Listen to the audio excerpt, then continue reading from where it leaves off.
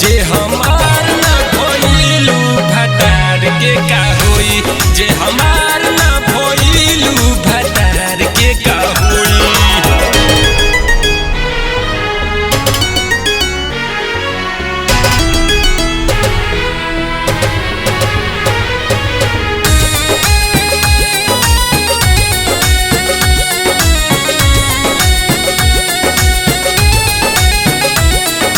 विनोद राकेश उत्पाती करी है न केहू पे भरोसा, अक्सर जे पे लेकिन करबा उहे दे धोखा।